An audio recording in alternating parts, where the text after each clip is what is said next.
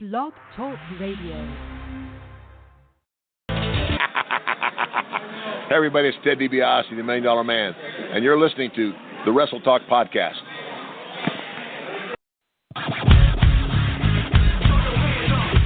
And I'm the Night Owl. You're tuned in to Wrestle Talk. 657-383-1521. We'll be discussing WWE, NXT, Lucha Underground, ROH, fantasy wrestling, and we'll have some of the best damn interviews for professional and independent wrestling that you've ever heard. And I'm Joe Lance. Ladies and gentlemen, buckle your seatbelts, keep your arms in the vehicle at all times. Wrestle Talk begins in 5, 4, 3, 2, 1. Enjoy the ride.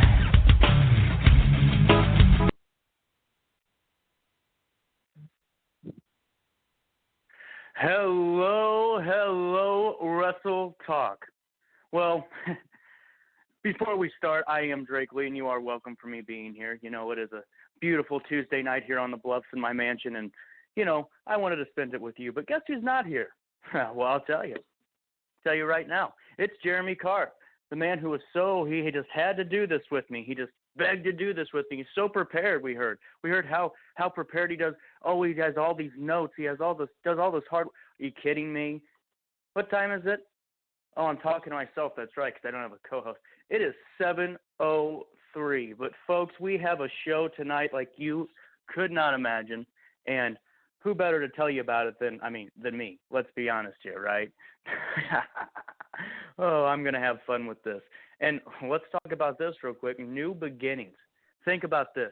When I first came onto the show and got interviewed, and they kept saying, wow, this is the best interview we've ever done, and come back. Who would have thought? I mean, seriously, who would have thought I would be here in this position today? No one except, my team, because we work really, really hard to make this stuff happen. But, folks, like I said, we have a great, great show lined up for you tonight. We're going to keep a little bit of a hole going just in case, the co-host of the year over there wants to get on. I'm just playing. But while we wait for Jermey, folks, let's talk a little bit about what our show entails tonight, okay? Tonight, well, it's me. It's Jermey Carr. It's our first show ever. And, folks, I have a top 5 for you like you couldn't imagine when Jermey gets on. And you are going to have the time of your life. And, yeah, you can thank me later. We're getting ready to go on Facebook Live for the first time ever from a Drake Lee perspective. So I don't know if they're going to pay me more money for that or not. We'll find out. We're going on to High Spots. And then tonight we have an interview with Tony DeNucci. It's going to be a fantastic interview. Tony DeNucci has done it pretty much done it all in the professional wrestling industry, and we cannot wait to have him on the show. Then around 8 o'clock, we're going to have our shoot and shout segment. And then around 8:15, we're going to have Evan Ginzburg on. Evan's been a part of a lot of great projects, and I can't wait to talk with him. And, let's hope they can't wait to talk to me either, right, guys? All right, 8:45, hopefully 8:45. I'm reading the notes from Skywalker Roberts as, Jermey was supposed to be doing this part, but that's okay. Game show challenge, I will be taking on Evan Ginzburg. And, Evan, I apologize in advance if I win, which, I might. I still don't concede. The last time I lost the game show challenge, Jermey cheated. I know Renee sent him every bit of material that he needed.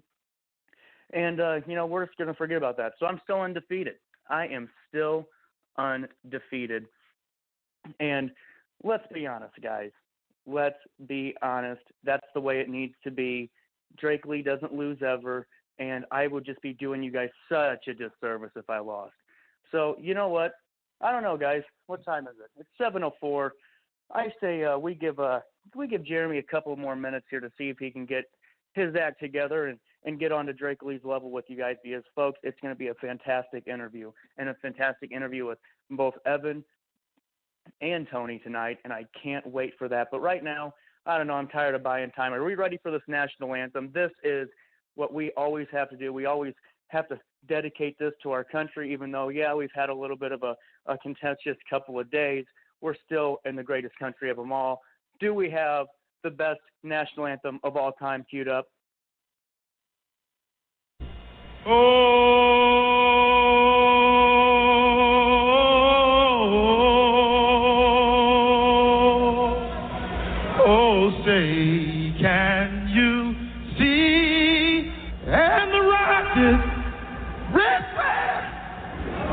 for. I'll make up for it now.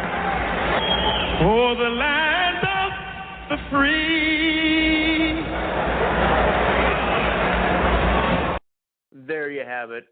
You know what? I almost think that, that sounds like Chris Rodell a little bit, if you ask me. Just saying.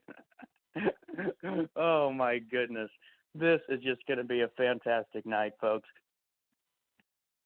And, I'm just getting word now from our information desk that co-host of the year, still trying to get on. As we wait for Jermey, though, let's talk about this. We were going to go on to some interesting news stories, but I want to go to Drake Lee's top 5, okay? Because it can't be a show with Drake Lee if we don't do our, my top 5. Because let's be honest, my top 5 is better than everyone's top 5 like ever, okay?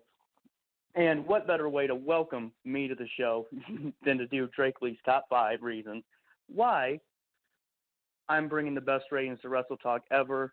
And, it's just 5 simple reasons. 1, I am beautiful.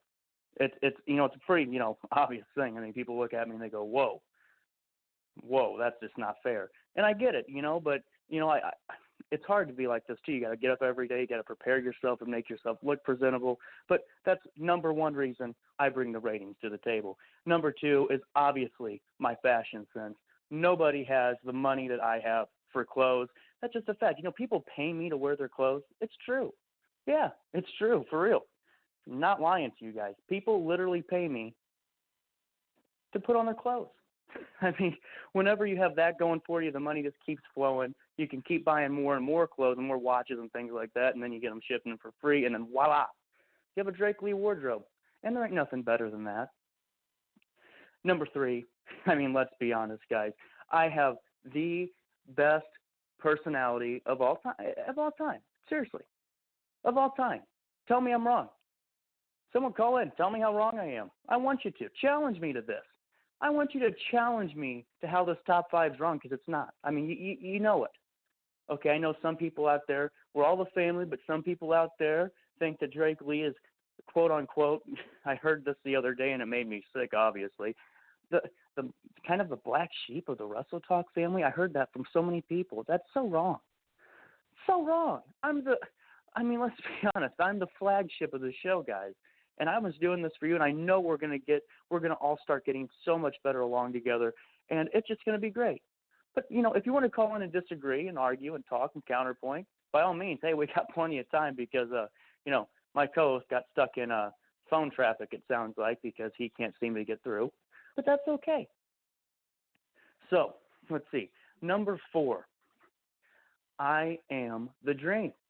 Think about this. Everyone, even all of you listening, we've all wanted a couple of things in life: to look good, to have money, to have women or lust too. Lust is sometimes better than love, or vice versa. Cars. I have it all, and I'm young. It's the dream, right? So you guys can witness that, and I'm so glad I get to bring that to the table. And number 5, of course, how funny I am. I mean, you should hear Renee whenever he's not on the air, always bragging about how funny I am. And it's true. I mean, I'm like the funniest guy. It's really true.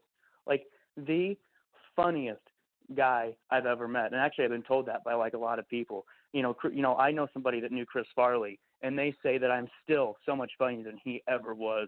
And that's just the truth. I mean, it really is the truth.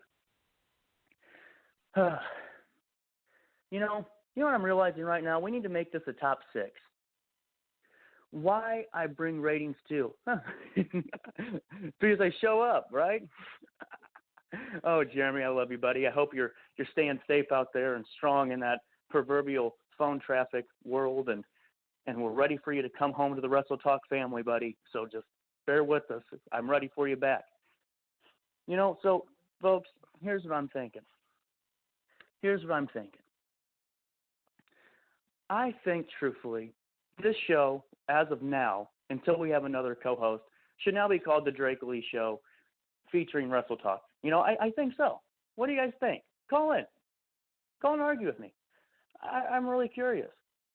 And I'm still waiting because we've got to get to our high spot segment, guys. Trust me, I didn't forget. I'm very prepared, very intelligent, very smart. But, I love arguing with Jermey so much. You guys need to understand that. We just, it's hard sometimes. It really is hard. But here's what I'm thinking. So, we talked about the 5 reasons why I'm going to bring so much to the Wrestle Talk family. But let's talk about something else that kind of bothered me today, okay? And you guys can all agree, okay? I know you're going to get it immediately. So, I'm not a morning person. I get up really early in the morning, like 4 o'clock in the morning, and I go to bed sometimes like 1. And when I get up in the morning, I don't like to be bothered. First of all, I have too much things going on to be bothered at any point in the day. And number 2, it takes a lot to get ready in the morning. And number 3, I just don't have time for it. I don't care. I don't want to care. Do not care. But guess who called me this morning? I don't know who it was, but I'm pretty sure it was either Renee Martinez or Chris Rodell or Skywalker Roberts. I promise you. I really do think so. I don't think it was Jermey because, quite frankly, Jermey's just a nice guy.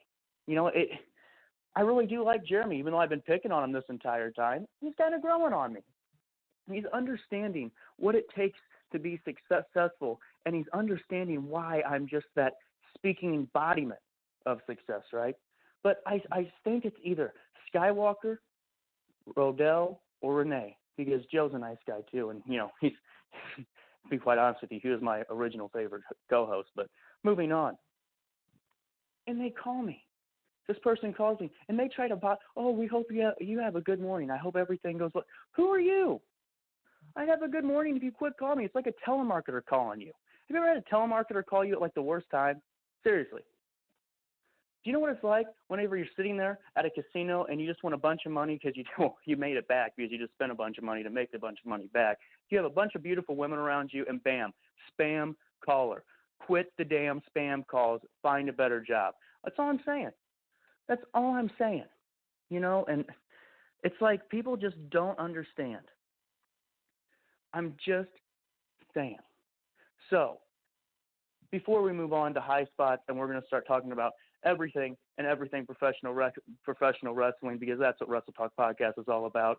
I just felt like this was a good time to make it the Drake Lee Show because, not a lot of people really, applaud my brilliance, okay? They just don't. So sometimes I have to do it myself, okay? And I get it. Some of you guys, you're kind of standoffish towards me, and trust me, I understand. But whenever you start to realize how brilliant I am, and I know what's going to come soon, you'll thank me later. And you can start thanking me now, too, at any point in time. Drake Lee on Facebook and any social media handle. But let's talk about something really quick. Did you guys see, okay, we're going to kind of branch into our high spot segment because we just don't have my co-host. But did you guys see the Paul Bearer documentary on WWE Network? How freaking good was that? I mean, this it was pretty good if you ask me. Whew. Well, hold on. Hello? Hello? Oh yeah, it's 7:15. Do you think people? Do you know who I am? I don't introduce myself. I don't. I was sitting here ready to go, and I get all these texts, and they say that you just left me to die here. Well, this is the way I was looking at it. I figured since you were paid more money than I was when we both signed on to this thing, I figured we'd do a little test and see how you could handle it for a little bit. But then I was like, no, you might just kind of back down a bit. So I had to jump in, be the cavalry in the situation. So you're welcome, my friend. Do you know what we just did? We had the best part of Wrestle Talk history. Okay, we had the Drake Lee Appreciation Show. It was great. It went for about 12 minutes, and the entire time I just got word in the back that our phone lines went off the hook. So it was just a success. And now that you're here, first of all, where the hell have you been? Number 2, when the hell are we going to get this show started? Well, hell, number 1, technology sucks. Number 2, I'm ready to get this bad boy show going right now. Well, ladies and gentlemen, Jermey Carp. Give you a round of applause. All right, Jermey, let's go into high spots. What do you think? I'm loving it. Let's keep going with what you were talking about, though, about the Paul Bearer documentary. Are you sure? I'm sure because you know what? Honestly, that's just an amazing spot to start at because WWE is great when it comes to their documentaries, and Paul Bear's is no different. Oh, well, I was just asking because you cut me off, so I figured you didn't want to hear any more about it when you initially, ended that conversation. But that's okay. But no, I mean, you're right, Jeremy. How freaking great was that? I learned a lot. Normally that doesn't happen, but I learned so much from that documentary, and it was so awesome to see everything they did to help him at the end and, help him towards the later years. And once again, those documentaries are what WWE just does so much better than really a lot of other entertainment companies in the world, not even just wrestling. Oh, yeah, absolutely. And, I mean, especially when they have a platform such as the WWE Network, I think it just gives them more free reign, more time, and more ability to produce longer documentaries of higher quality. Yeah, you know what? You're absolutely right. See, we're already getting along. It's not so bad. That's what I'm saying. I mean, I heard. Well, that's not what I heard. I heard you were telling Renee that you didn't want to do it. You hated me, and that's okay. We'll get there. Well, this is the thing. First off, that is a total lie, and Renee can kind of be that guy sometimes. His life gets boring if shit's not hitting the fan and things just get crazy. So, we got a lot of love for him, but he thrives on that stuff. So I will say this. I'm just going to say the intro I had for you because I think you, of all people, would like it. Well, thank you. For me, Drake Lee isn't just the voice of Dynamo Pro Wrestling. He is the voice of St. Louis Wrestling. And if we asked you, you would say you're the voice of all wrestling. Am I correct? Oh, that's very true. That's actually very beautiful. Chris Rodell and Luke Robertson can take note of it.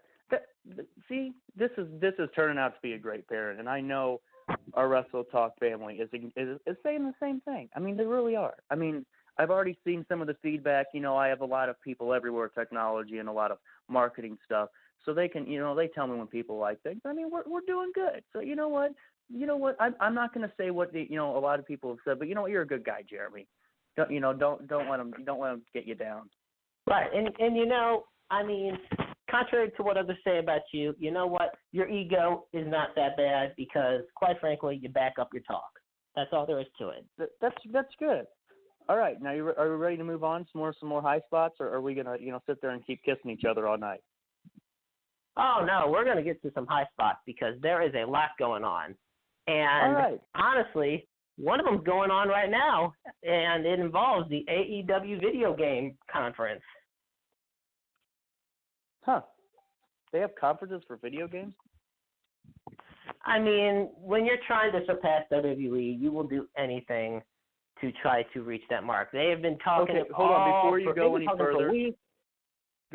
further, it doesn't take much with the way WWE's made games lately. I mean, let's be honest. Those have been some monstrosity video games from what I've seen from WWE. Yeah, but I tell you, this AEW video game, it's actually going to be produced by Ukes, who, as many know, bailed on WWE during their whole 2K20 debacle, and that's one of the many reasons that game sucked so much. Just one of the reasons. There were many reasons. Rey Mysterio being caught in the middle of the ropes and glitching like crazy is another. Bottom line, AEW is partnered with Ukes, and they are going into detail, and we'll bring out more updates as time goes on about their video games and their future involving video games and other forms of media. But I want your opinion on just being able to have an AEW wrestling video game out there. Well, Jeremy, as you know, I know a thing or two about business. I mean, it's true. Make a lot of money. So I think from a business standpoint, this is a really good idea because, number one, WWE's video games for the last couple of years have been literally lower than Pawn Scum on the scale of playability. Jeremy, I spent my morning one day, don't have a lot of time, but I spent my morning one day watching the glitches and malfunctions in the WWE game. Okay, so if they have one area that they could really beat them in right now, it's that one, because that's something WWE really doesn't do well at. They haven't lately. So if AEW can get the right people behind it, the right team, I see that from what I saw from it, they have a group of things going on. So they have a GM role and things like that, and that's what they need. So if they want to achieve prosperity, this is the way to do it, in my opinion, from a business expert standpoint. And that way they can kind of streamline themselves into a mainstream marketing competition with WWE as well for merchandise, because the video game stuff takes all that other stuff to a new level also. Absolutely. And lately, because their console video games have either been trash or repetitive trash, WWE has focused a lot more on mobile games, like WWE Battlegrounds and whatnot, and they seem to be putting a lot of their effort into more of games that you can just play on your phone, on the go, and things of that nature, as opposed to something on the Xbox or on the PlayStation. And honestly, I think this is the perfect chance for AEW to start coming out with video games, whether it just be one for the next few years or whatnot. I think this is the right time as well, because they're constantly beating NXT in the ratings. They are the prominent second promotion to WWE. They're not up. They're not there yet. They're getting there. But bottom line, this is a good start for them when it comes to branching out into other mediums. Yeah. I mean, you're right. So you took the words right out of my mouth, actually, because one thing I was going to say is WWE's apps are really cool, like their mobile games, so I don't want to take that away from them. So, look, WWE, all the trash I talk on you get kind of an endorsement from me, so that's cool. But you're right. I mean, it's just simple as that. AEW is finding a different way to market themselves, and it's more of a modern way of marketing, and it's a great way to secure their demographic that they've already been dominating in. So yeah, it's a good thing. It really is a good thing. What else you got, Jeremy? Well, let's see. There's so much going on in this world. Here's something. Now, it's been historic, honestly, in WWE that the Big Show has been turned from heel to face constantly. Is that correct? I don't want to answer all the way, because you know how they are to me, Jeremy. They say, if I say something, they're, he said this, Drake said this, and then they kind of, lambaster me. So I'm going to hold off and let you finish. What do you think? Okay, I'll finish the point then. No biggie. So yeah, no, what I'm getting at is that Braun Strowman recently became a heel during his feud with the Fiend Bray Wyatt.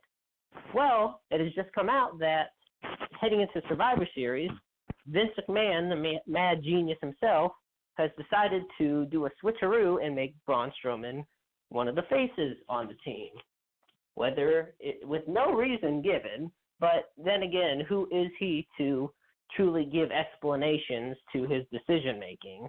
He's just, the man at the top. He kind of just does what he wants when he wants, bathed us in all that money, and there we go.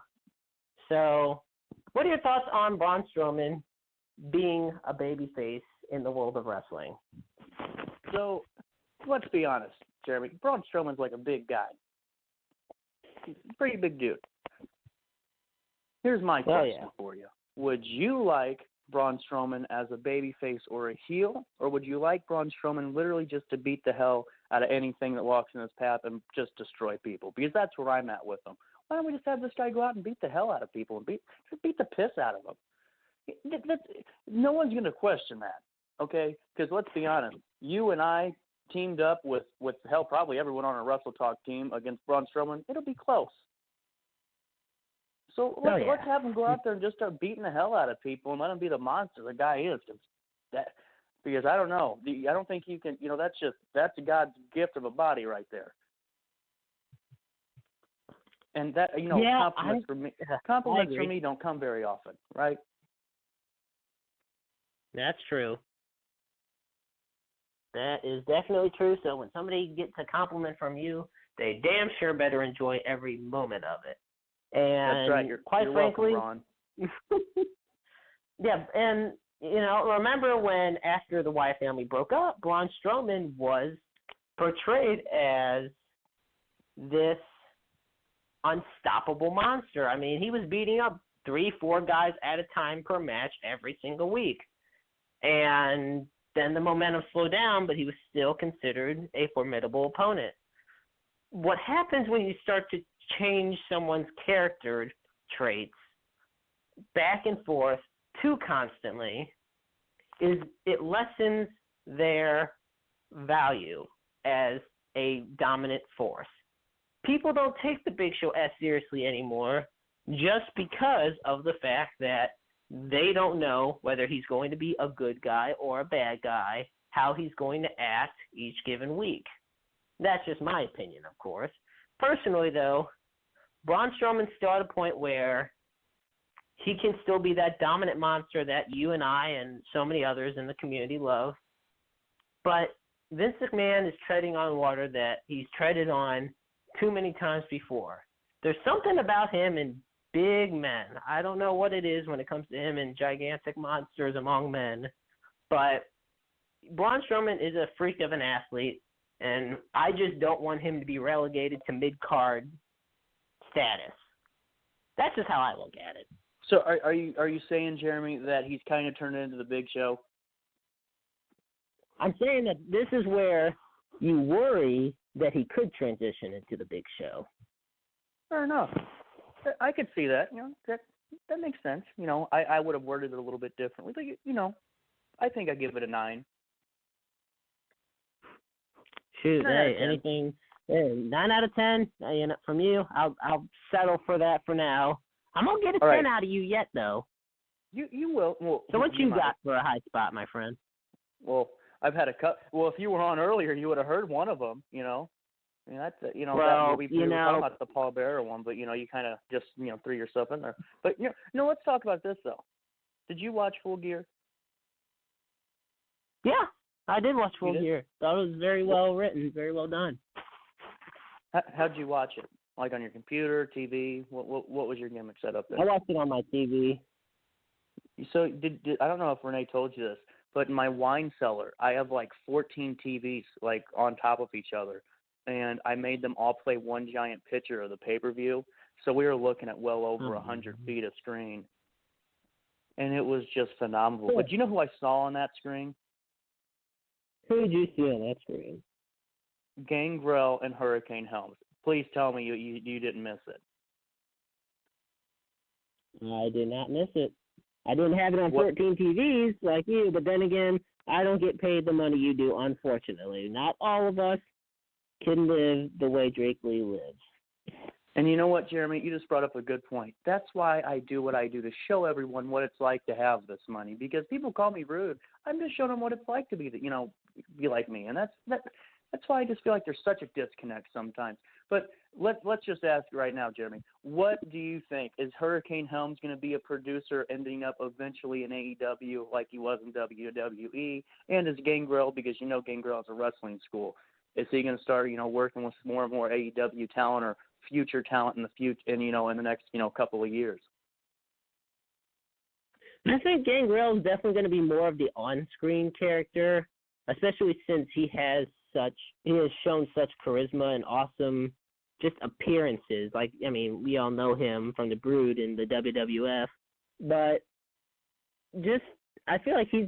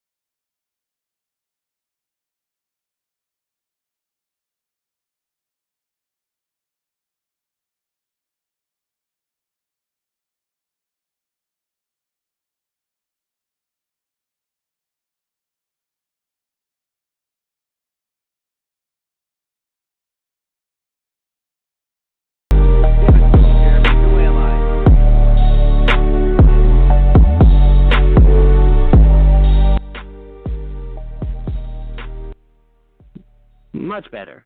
Finish the introduction, please, sir. Okay, ladies and gentlemen, he is the voice of Dynamo Pro Wrestling. He is the voice of St. Louis Wrestling. And, if you ask him, he is the voice of all wrestling. Ladies and gentlemen, the one, the only, Drake Lee.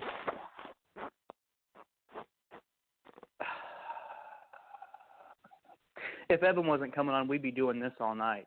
You know, practice makes perfect. But that's okay. Okay. I know. It was good. It was good. Yeah, okay. I don't have a whole soundtrack for you, Drake. All right, it was good. I forgive you. I'm glad you. It sounds like there was some effort there. You know, folks. By the way, I'm still trying to get this to. You know, I have a team here, Jeremy, like you know, and we can't get this. They're putting up the fireplace literally right now behind me. It's kind of cool looking, Jeremy. Well, I'm sure it is. How many stories do you plan on making the fireplace? No, this is just going to be a simple one, just for because I needed a backdrop. I mean, Drake Lee needs backdrops whenever he does video. That is true. It's just going to be. We're having like a little strip. It's like one of those modern ones. You have some flames in there, and we put some. Actually, they put crystals in the bottom, which I had put in special, and so it makes it look brighter. But I'm ready for some interviews tonight. I've been really looking forward to this all day. I know we're still waiting on our guest at this time, but Jeremy, what do you got? What do you think we're going to take away from this interview? You know what? I think we're going to really learn not just about Evan Ginzburg, the actor and producer. I think we're going to learn a lot about Evan Ginzburg, the wrestling fan. And those are some of the most amazing stories you can hear, just being a fan of wrestling. What do you think we're getting out of this one, Drake?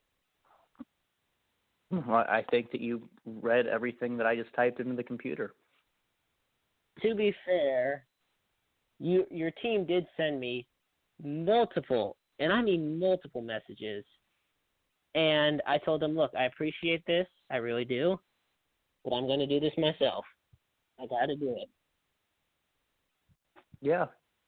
And, now, speaking of Evan, I hate cutting you off, but I think the wait is over because, ladies and gentlemen, we have him on hold. It is my pleasure and Drake's pleasure in welcoming to the Wrestle Talk podcast once again, Evan Ginzburg. Evan, how you doing tonight? Oh, I'm good. Thanks for having me on. Appreciate it. Hey, thanks, man, guys. It's a pleasure having you on the show. Thank you so much for coming back. It's always great having you. My pleasure. So, I think the first thing we got to bring in is the fact that you have quite the career in fandom of wrestling. See, I kind of wanted to segue a bit. We can talk more about the film, but first I want to ask you about you as a wrestling fan. I had recently read a piece that you wrote regarding going live to Madison Square Garden in 1984, seeing Jimmy Superfly Snuka and the magnificent Don Morocco. Is that correct? I was at the legendary steel cage match, and that was the one that Mick Foley and Bubba Ray Dudley and all kinds of people were in the audience, and it changed everybody's life. Snuka starts climbing up the cage, and we had never seen anything like this up to that point. We'd seen plenty of steel cage matches at the Garden, but nobody leaping off the top of the cage. So he gets on top of the cage, and he doesn't jump down. He basically jumps up. And back then it was flash cubes. There were no self-flash cubes. Thousands of them went off. And Snuka jumps on Morocco, and basically for 5 minutes the sold-out building shook. It shook. They just roared for 5 minutes. It was unbelievable. It was just, those two guys had so much charisma and was so great at that point in their careers. I tell people Don Morocco, heel Don Morocco, early to mid-'80s, was as great as anybody that ever stepped foot in the ring. And Snuka was phenomenal also. It was just remarkable being there. I have to ask, and that is one of the most famous moments in wrestling history. It's replayed all the time in WWE highlights and wrestling highlights in general. Millions of people have watched it thanks to YouTube, even though it was 30 years before the era of, YouTube and, like you said, video cameras and everything. I want to ask you, though, was that moment what truly made you a wrestling fan, or was it things from beforehand? What really got you into becoming a wrestling fan, Evan? Well, I go back much further than that. I started watching in 1972. I started the first match I ever attended was June 24, 1974. The main event was Fred Blassie and Nikolai Volkov against Bruno and Chief Jay Strongbow. And, this was so long ago, our TV was in black and white. And when I walked into Madison Square Garden, I was a kid, and I was like, oh, my God, this is in color. This is in color, okay? And these guys were like Marvel superheroes and supervillains come to life. Yeah, I'm sitting there, and there's Killer Kowalski and the Valiant Brothers and Black Gordman and Pedro Morales. And, it was unbelievable as a kid to be there. And, Blassie had so much charisma, and Nikolai used to come out and squeeze fruit, and it would explode in his bare hands. And as a kid, as a total mark, as a kid, I'm sitting there like in awe of all of this, just in awe. And basically from 74 to 85 or so, through the Piper heel era, through the Hulkamania era, I went pretty much every month. Madison Square Garden, Nassau Coliseum, Westchester County Center, and then WWF got a little cartoonish with all the characters, and I discovered the NWA. And I went to Philly every month for the Horsemen and the Road Warriors and the Midnight Express and the Rock and Roll Express, and that was probably the greatest wrestling I've ever seen. That was unbelievable. They had guys like Billy Graham and Jimmy Valiant mid-card. They were so loaded with talent, the NWA at that point. Well, I'm going to ask you one more question, and I'm going to pass it over to you, Drake, but I got to ask him just one more question. And considering how much you've seen in your life in regards to wrestling, I have to ask, do you have – I'm gonna actually expand the list a bit.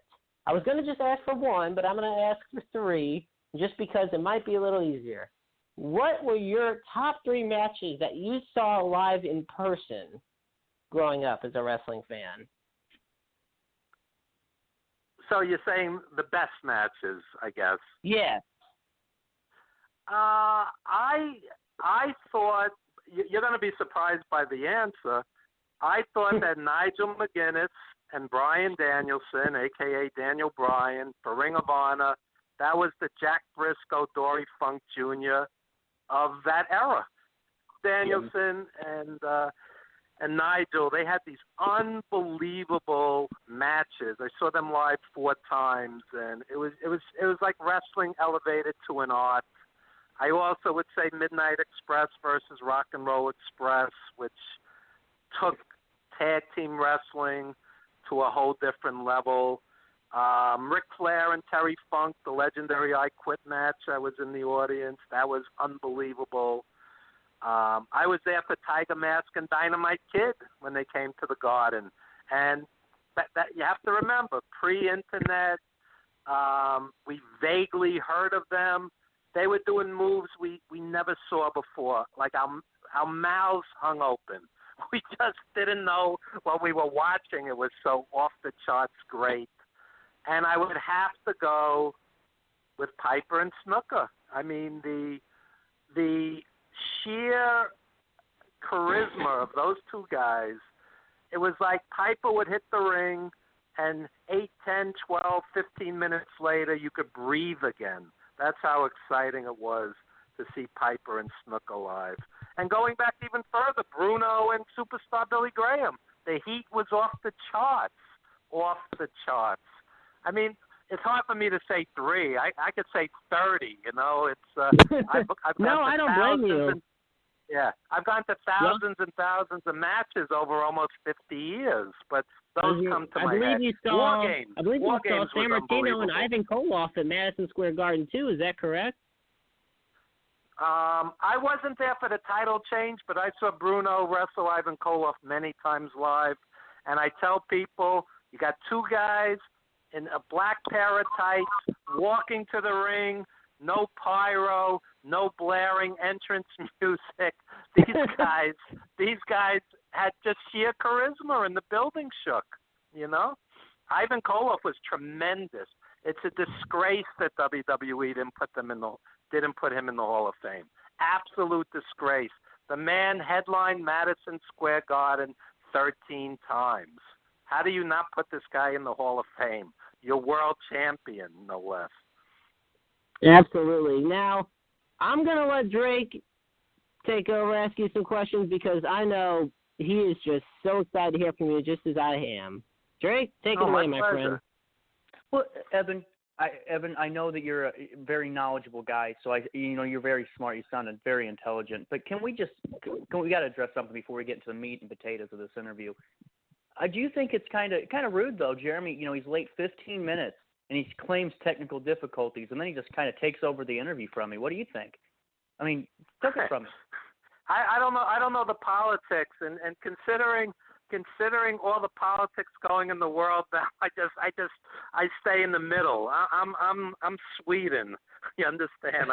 I don't get in the middle of these things. Yeah. Okay, that's pretty good. I'll give you that one. Yeah. So I have a whole bunch of notes here just because I was really fascinated by all the stuff you've worked on. But real quick, before I really get into kind of the more deep questions, I'm just going to ask you a real quick question because you've been talking with Jeremy about some of the great stuff that you've watched as a fan with the professional wrestling industry. Do you think at this point in time, because everyone has a different opinion, but do you think at this time there's something missing in the professional wrestling industry that was there in the past? And if it is, what is it?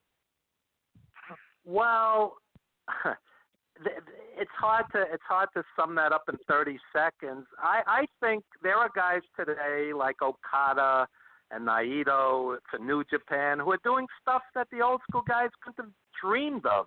I mean, that's off the charts great. I mean, Okada and Kenny Omega were having these unbelievable matches, and I don't dismiss today's wrestling. I just don't like the way WWE presents it, where the titles are meaningless and it's bad comedy and stilted, scripted promos, and the matches are interrupted in the middle on TV and with 2 commercial breaks and 15 or 20 commercials where it just takes you out of the action.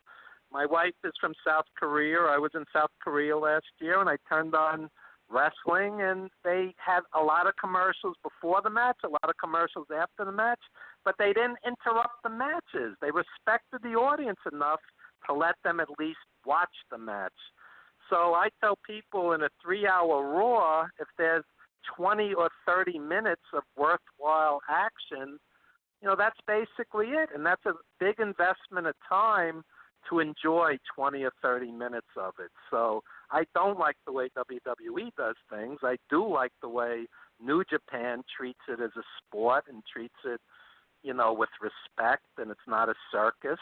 And I love the indies. I support the indies.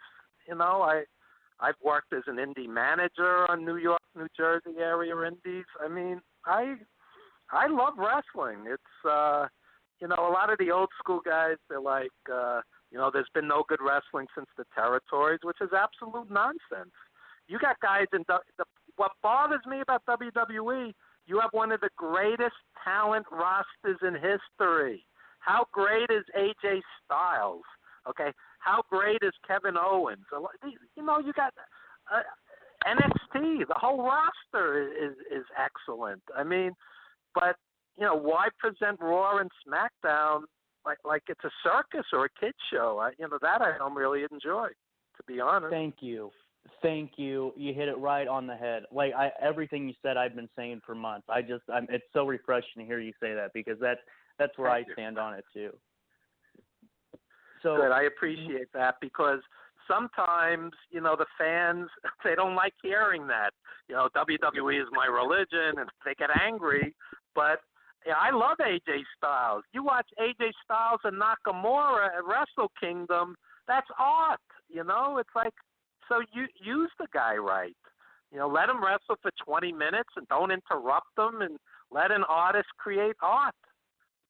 Right, and since we're on, before we move on to the next one, you hit it right on the head with AJ Styles. When they brought Nakamura in, I really thought this is what the wrestling industry needs.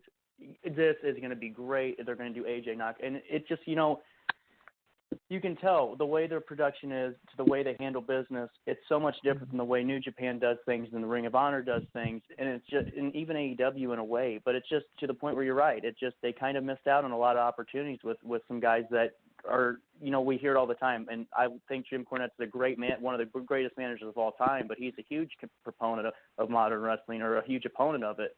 And you're right. People in New Japan and these wrestlers that are in New Japan and even Ring of Honor can do things that those, guys that, hell, we remember as legends and still think of them as legends couldn't even try to do. And it's great to hear that. But the other part of it that people don't seem to grasp, sometimes I'll see somebody will call out some old school legend and go, I don't understand what was so great about, roll off Chief Jay Strongbow. And I'll go, well, no, he was not AJ Styles, obviously, but right. But the charisma was off the chart. The psychology was off the chart. The fans cared. They were emotionally invested. It's like apples and oranges. Like, I grew up on Earl the Pearl Monroe, and you could say he's not LeBron James, but Earl the Pearl Monroe was great too. It's two different eras. It's hard to compare these things, and it's almost unfair. You could say superstar Billy Graham wasn't the best worker, but let me tell you, the guy had charisma off the charts, and the guy drew money. He drew money. Vince has 82 guys with a six-pack of abs who can't draw money. Yeah. You hit it right on the head. I mean, literally right on the head. Just to transition here real quick, I'm reading through these notes that I have, and this is, believe it or not, Evan, this is Jeremy and myself's first time co-hosting the show together. We got brought in to kind of change things up with Wrestle Talk, and this is one that Jeremy and I both wanted to be a part of because we both found it really fascinating, all the things that you do and have done. I'm reading, though, just to kind of get into the big, portion of kind of what I wanted to talk about a little bit and get our audience kind of familiar with, or even more familiar with it, is your work in The Wrestler and all the work you do. Can you talk about that? What was it like working as a producer and as an actor in that movie with Mickey Rourke? Was there something that you went into that movie thinking was going to be, you perceived it as, that kind of changed the way you saw production of movies, or talk to us about that experience, because I'm really curious to hear that. We've heard a lot of wrestlers, especially, more notably Chris Jericho, kind of talk about The Wrestler and give their idea on the piece. But I'm interested to hear from someone that was there, as a part of the production team, as someone that was on the set. What was that movie like for you, and what was your point in doing the movie, and why did you participate in it, and what did that movie mean for you? I was an agent in pro wrestling. I was sitting at an autograph session with Nikolai Volkov and Johnny Valiant, who were dear friends. They're both gone now. And the best friend of the executive producer, Scott Franklin, and sometimes people don't understand the titles. The executive producer is the money guy. He makes the deals. He gets the funding. So the best friend of the executive producer approached us, and he said, you guys would be perfect for this project. Darren Aronofsky, who I was very familiar with. I had seen Requiem for a Dream and Pi and some of his early films, and, I knew the guy was a creative genius. And So, we exchanged cards and stuff, and I didn't hear anything for a while, and then all of a sudden I got a call, and I set up a meeting, and we're sitting at dinner with the executive producer and Darren Aronofsky himself and the screenwriter and, one or two of their guys, and I had with me Johnny Valiant, Nikolai, Tiger Khan, who's also gone, Nikolai's manager, Nikita Brezhnikov, who just wrote a book, and we just hit it off. We bonded, and Johnny was like the funniest guy in the world. He was actually a stand-up comedian also, and Nikolai was he was like a big teddy bear, warm, friendly. You can't imagine because he was such a menacing heel, but he was just a lovable guy, and we just hit it off. The next thing I know, they said, we want you to be our wrestling guy. We want you to do the casting calls for the wrestlers. And, ultimately I brought in Mickey's trainer and stunt double and et cetera, so on. And I even helped with the scripts to a certain degree, pointing out this wouldn't necessarily ring true, et cetera, so on. And I'm on set one day, and it's that so I take them to this wrestling convention. This is a funny story. Basically every weekend for 6 months, I took the crew down to indie wrestling shows, Ring of Honor, Jersey All-Pro, et cetera, so on. Whoever was running at that time, this was 2006, 2007. The movie was shot in 2008. And I would take them down to these various wrestling-related things, and I take them to this convention, and picture this, sitting at these long tables, there's Moolah, Mae Young, Lou Albano, Nikolai, Johnny Valiant. Wow. Like the greatest stars in history. Wow. And there's nobody there. It was depressing. It was grim. Iron Sheik's head was down on the table asleep. That's how dead it was. And Aronofsky kept going to me. Evan, where is everybody? He was embarrassed because here's these legends and nobody came out. Okay? When I say nobody, I'm talking 20, 30 people. It was grim. So that was written into the script. That wasn't in the original script. Okay? So wow. that the pressing autograph scene in The Wrestler, one, those are all my gimmicks on those tables. Okay? Two, I'm standing on the set. I'm just watching. And all of a sudden, Aronofsky gets this smirk, and he goes, Evan, come here for a second. I go, yeah?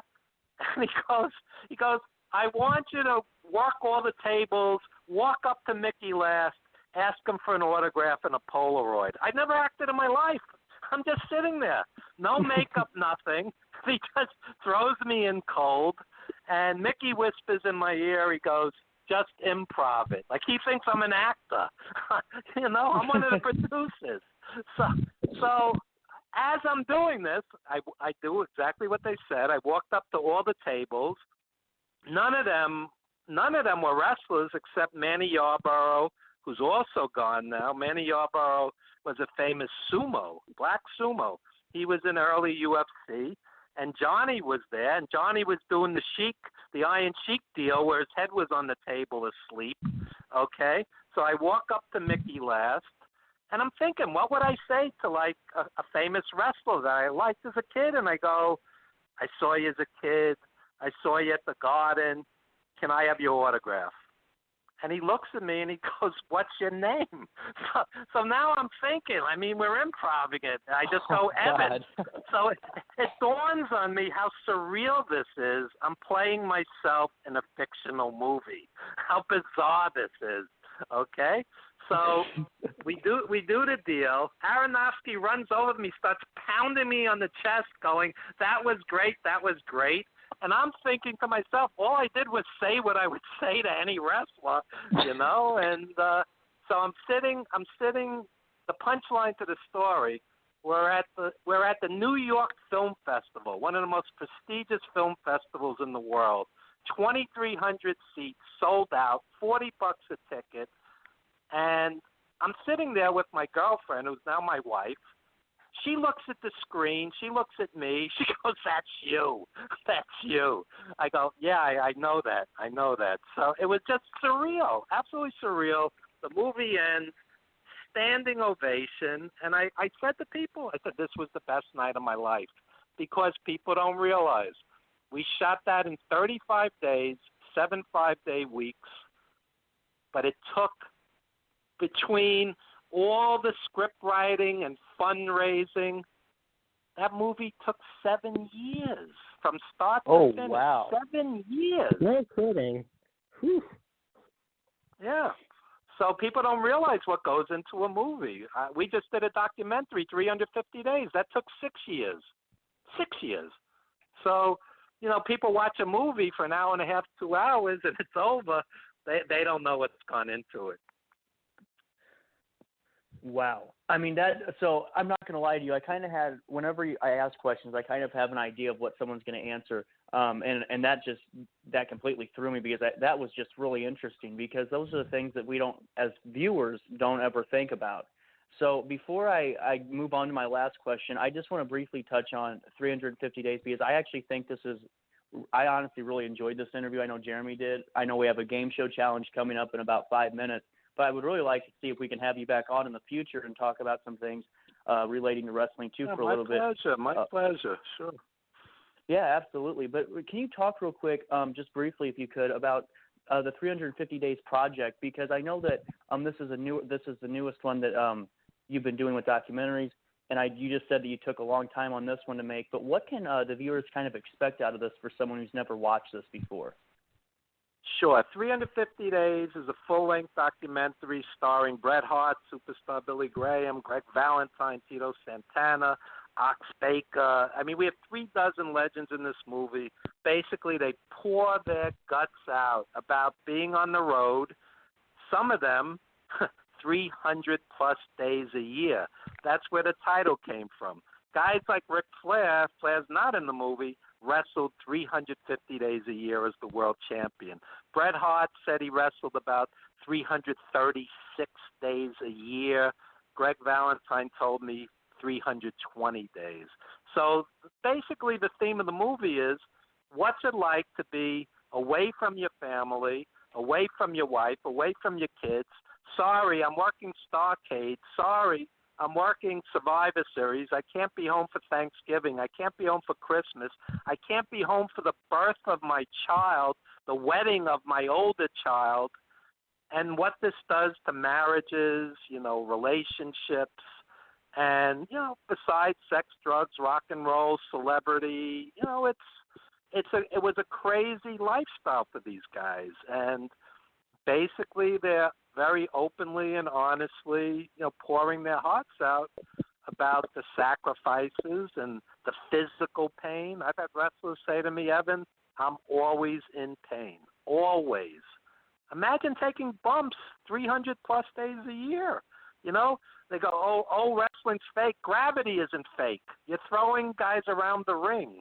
Okay, exactly. Gravity isn't fake. I've had 3 matches in about 4 months, and I feel every bit of them. And I literally thought the other day of it. I was sitting there going, man, my neck's kind of still sore from that. And I'm going, how the hell did these guys do it in the 80s? Because you're right. I mean, there was, and not to cut you off, but just to add on to it, the medicine to help keep the body's longevity going and keep it up wasn't really there too.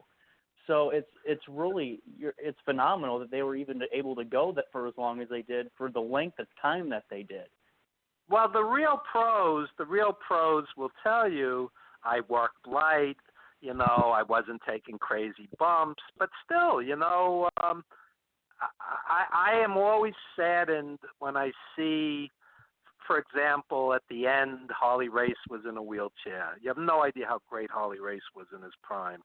Unbelievable, okay? Abdullah the Butcher's in a wheelchair now. I've seen Iron Sheik in a wheelchair. And it saddens me because I remember the incredible athletes these guys were. And Johnny Valiant was also an act, say to me, Al Pacino could walk down the street. He puts on sunglasses and a baseball cap. Nobody notices him.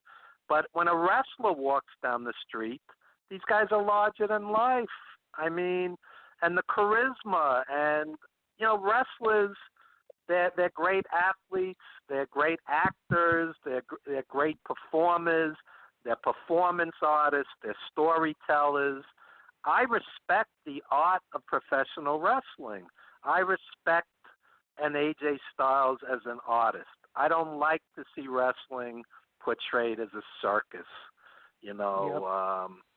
I love the wrestling business, but I have a love-hate relationship with the wrestling business because it's killed so many of the guys that I've respected and even known and been friends with.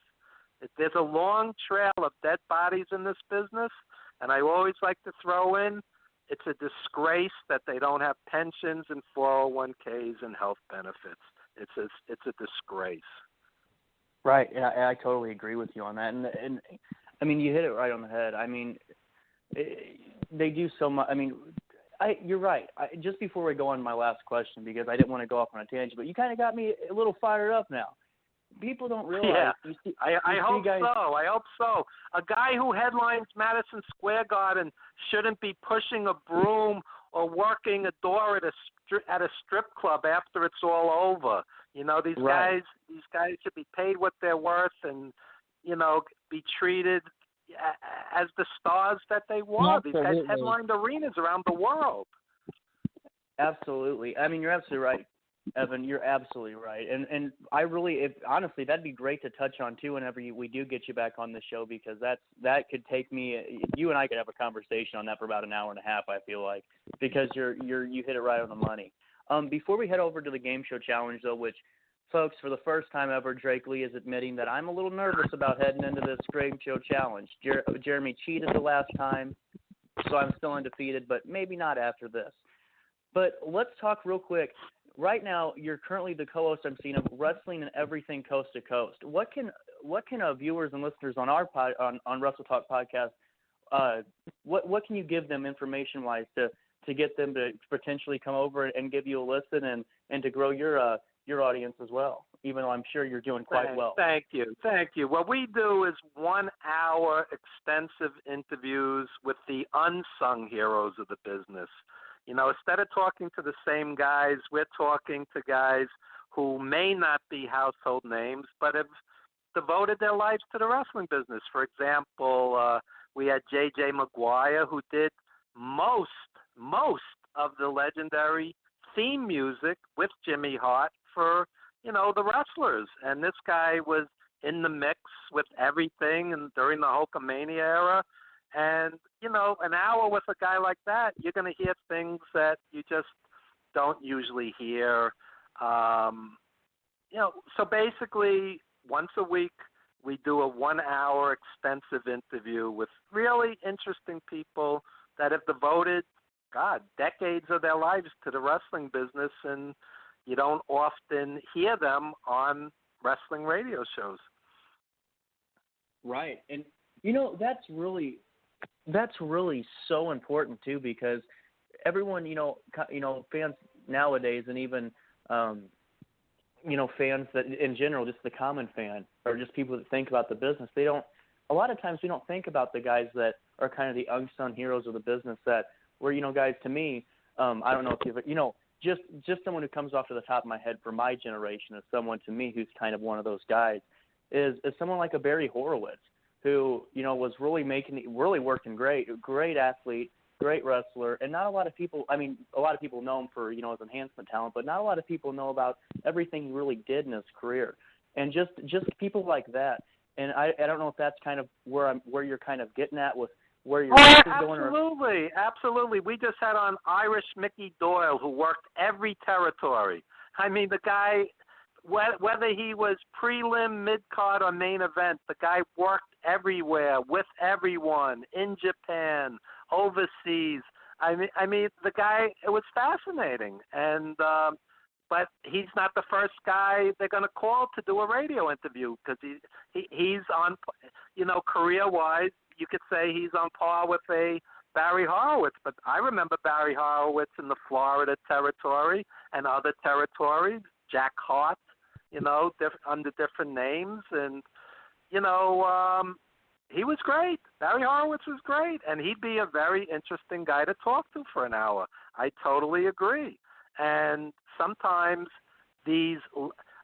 I've done thousands of interviews over 30 years of radio, TV, and film, and you'd be surprised. Sometimes the biggest names are the worst interviews, and sometimes the lesser names are great interviews.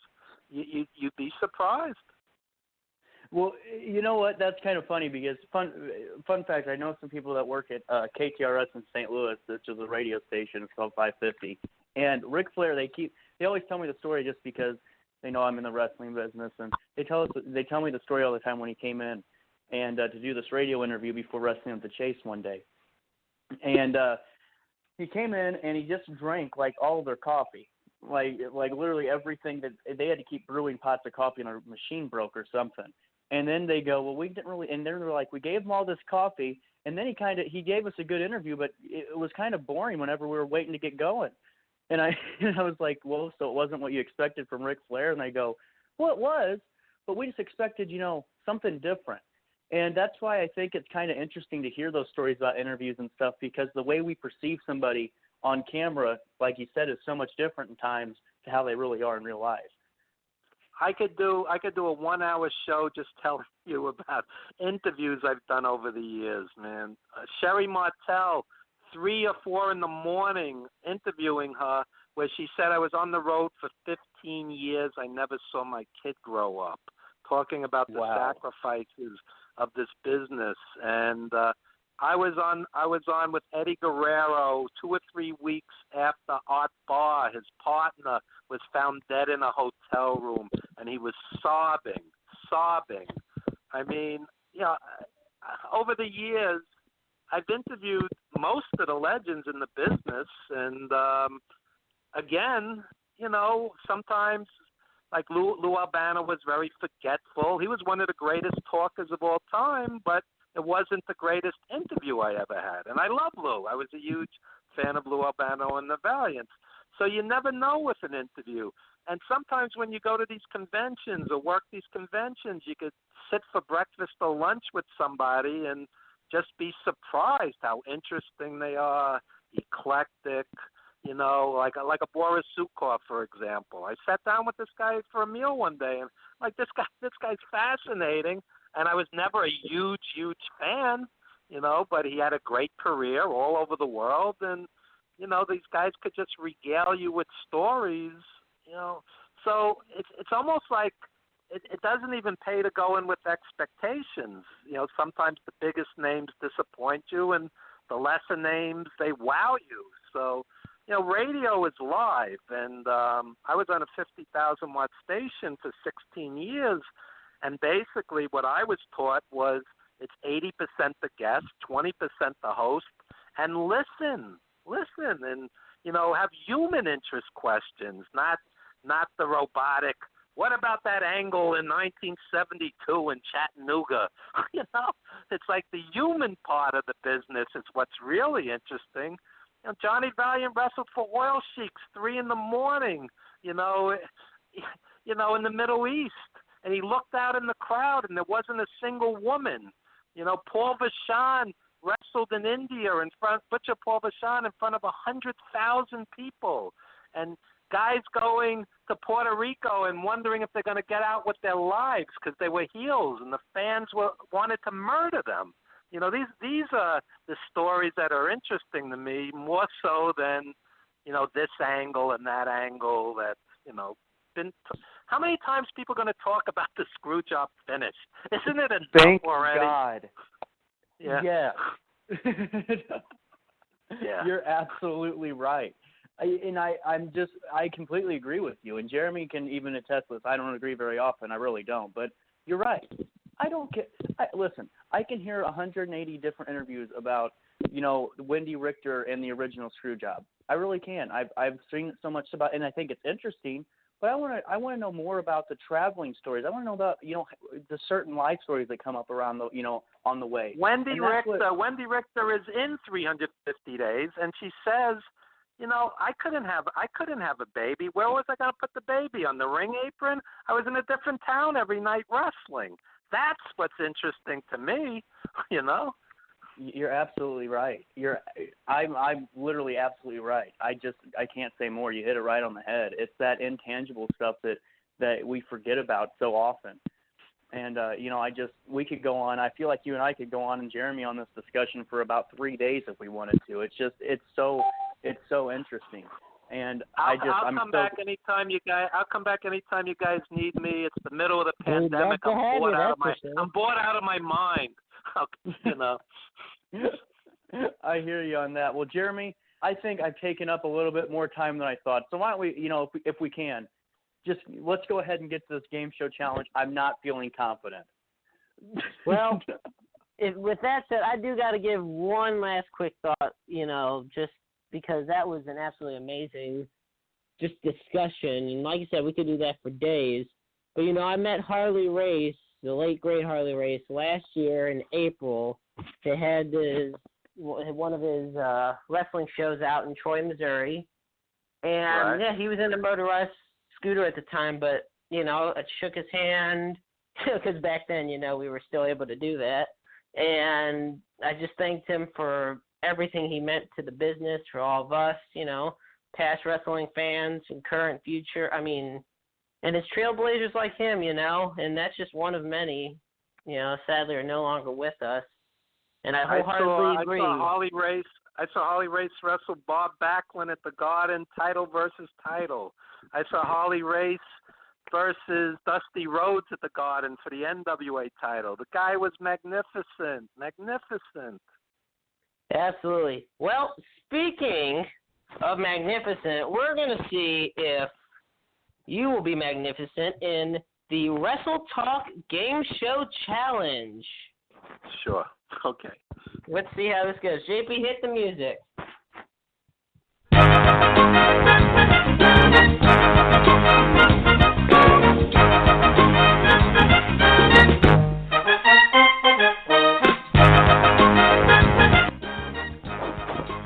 Welcome to this week's installment of the world-famous Wrestle Talk Podcast Game Show Challenge, folks. Tonight's contest is scheduled for the best 2 out of 3 falls. Our contestants are the self-proclaimed thoroughbred of lust, Drake Lee, and critically acclaimed movie producer and lifelong wrestling fan, Evan Ginzburg. In a few moments, I will ask you 3 questions about a particular professional wrestling topic. Whenever you think you know the answer to the question, shout out your answer. The first person to win 2 falls will win tonight's game show challenge. Now, in honor of tonight's guest, our Wrestle Talk Podcast Game Show Challenge category is titled, perfectly enough, At the Movies. I will give information about 3 famous professional wrestlers who have acted in movies as well as competed inside the professional wrestling ring. Like I said, when you think you know who I am talking about, please shout out your answer, and we will see who gets the first 2 falls and will win the contest. So, Drake, are you ready? I am, but I don't like the self-proclaimed. I feel like that's pretty much all across the board, We'll take what we can get. Evan, are you ready? I've never been more ready for anything in my life. Yeah. All right, let's do this, folks. This is going to be one hell of a game show challenge. Question number 1. This 2018 WWE Hall of Famer was in such movies as Ready to Rumble and The Longest Yard. This man was also known for an incredible winning streak that led him... Kurt Angle? Goldberg. Wait a minute. Drake, you said Goldberg? Yep. That is correct. Bill Goldberg. Okay. Let's give him a round of applause, folks. There you go. They don't need a round of applause. Wow. It's not that much of a surprise that I'm right. Credit. All right. I see how it is. All right. Question number 2. You got this, Evan. This professional wrestler has accomplished a lot in his lifetime. He has won countless championships in the WWF/WWE. His father and grandfather are both WWE Hall of Famers. He has been in such movies as Beyond the Mat, Moana, and the Fast and the Furious series. Oh, The Rock. The Rock. Oh, I think I heard Evan say The Rock first. Dwayne The Rock Johnson is correct. There you go. All righty. So, we have reached a tie. So, of course, it is time for the tie-breaking question. Let's do this, gentlemen. Question number 3. Early in his professional wrestling career, this wrestler was a part of Evolution. After leaving Evolution, he went on to write a book, win several singles and tag team championships in the WWE, and landed a leading role in the Guardians of the Galaxy franchise. Oh, shoot. Batista. Evan, did you say Batista? Yep. And that is correct. Did I win a new car? No, I'm joking. Not just a new car. You won Drake's new car. Okay. That's fair enough. Also, let's give our game show challenge winner a big round of applause. And yes, it is well deserved. Thank you. DJ Khaled! Yeah. All I do is win, win, win, no matter what. Got money on my mind, I can never get enough. And every time I step up in the building, everybody hands go up. And they stay there, and they say yeah, and they say that. Actually, you know what? We had thought to ourselves, you know what? What would make it sting to Drake more than a round of applause? So we got DJ Khaled to help us out. So, congratulations, Evan, on giving Drake his second consecutive loss in the Game Show Challenge. Although he may not accept the third one. I'm contesting. There you go. You can contest any one you want. You lost 2 straight.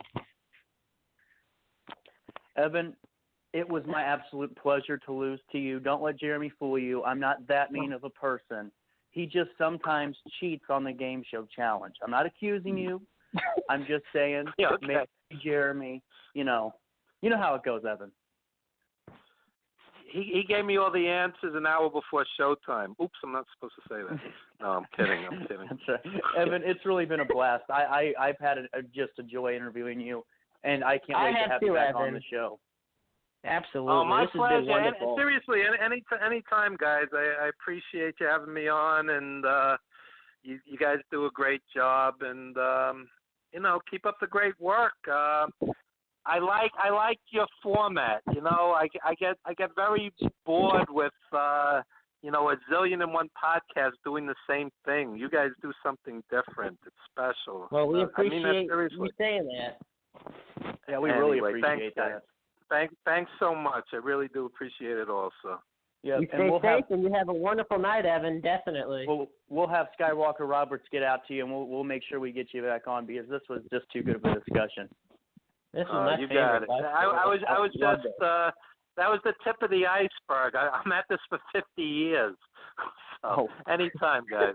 Thank you. Perfect. Thank you, Evan. Okay. Take Be care. well, Bye. my friend. Bye. Good night. Take care. Well, Drake, that was man, you were right on the ball with. We could have just done that for days on end. He's just a book full of history, of amazing stories, life experiences. The wrestling world truly lives in him, and I, for one, just loved every minute of that interview. Yeah, I mean, you know what? Honestly, I'll put my ego aside, even though it's very hard to. That was really, really incredible. I learned so much, and you know what, Jeremy? You forgot to do something. What did I forget to do? What did you forget to do? What did you forget to do? Well, I have something to tell you, Jeremy. Here's what you forgot to do. What do you have our little notes here from Skywalker Luke Roberts? I do. What I'm reading here, 8:12 p.m. It says someone was supposed to talk about the great sponsors that Wrestle Talk has. Are you trying to make sure I don't get paid, Jeremy? Drake, believe me, with what you have in your possession, it is quite hard for you not to get paid. This contract you already signed, I was getting to it. Just take a deep breath. Don't let the air in your head explode. I got you covered, buddy. Okay? Look at you firing back. It's almost like, you know what? See, this is what I need out of Chris Rodell. Then I'd like him a little bit more. I appreciate that stuff. I got you. So, you know what? Let's make you earn your pay. Here we go, folks. It is time to plug the wonderful sponsors that we have here at the Wrestle Talk Podcast. We have ourselves the Painter's Dream Productions. We also have to thank Blog Talk Radio, the FWWC, the greatest fantasy wrestling group in the world. You can check them all out at www.wrestletalkpodcast.com and, of course, on the Wrestle Talk Podcast Facebook page. You can also find us on Twitter and Instagram. And you can find Drake Lee's magnificent voice at Dynamo Pro Wrestling, if I'm correct on that one.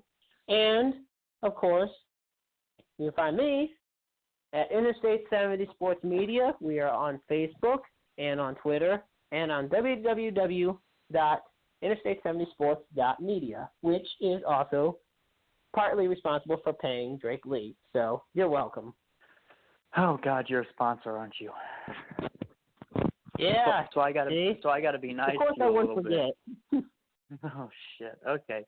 Well, ladies and gentlemen, Jeremy Carp's right. I'm sorry, Jeremy. Don't withdraw any sponsorships. I need the money. I won't. I need to buy an indoor swimming pool and hot tub area for my second home, and just keep doing what you're doing. But folks, it's been fun. I'm gonna let Jeremy close the show, but I just want to say this is what it's gonna be like from now on. You're gonna get a little bit of Night Owl. You're gonna get a little bit of Nightmare Jones. You're a little bit of Jeremy. You're gonna get a lot of me, and you guys are welcome for that. So, ladies and gentlemen, without further ado, I will be in Mount Vernon, Illinois, November 29th. I'll be taking on, I don't know what I'm going to do up there yet, but I'll be up there in Mount Vernon, IWAP. Great organization. And like always, I am with Dynamo Pro Wrestling, one of the, if not the best wrestling organizations in all of the Midwest, and specifically St. Louis. But folks, it's been fun. Jeremy, take it away, and please send that check in because I need my hot tub. Oh, hey. We got to get you a hot tub for your second home, my friend. I got you covered. Ladies and gentlemen, the one and the only Drake Lee. And as for me, I'm Jeremy Carp. I want to thank everybody for tuning in tonight. And I really want to thank Evan Ginzburg for being on the show. My favorite guest. He's been fantastic the entire interview. Also enjoyed that game show challenge. Like I said, you can find us at Interstate 70 Sports Media. Got a lot of love for the Wrestle Talk podcast team. And you can also find good old Evan Ginzburg on his show, which is also, you can also find him, you can also watch the Wrestle. There's so many things with Evan. And bear with me 1 second because Drake is still texting me. Why is it Drake find it in his mind to constantly text me about his business partners and everything? Oh my gosh. Why does he do it? I don't know. Anyway, currently you can find Evan Ginzburg as the co-host of the Wrestling and Everything Coast to Coast. See, I got you, Drake. Ladies and gentlemen, I'm Jeremy Carp. Got a lot of love for each and every one of you. And I'm going to close this out by saying one thing and one thing only. Life is like a book, full of empty pages just waiting to be written in. Make your lives worth reading. Peace and love, everybody. Good night.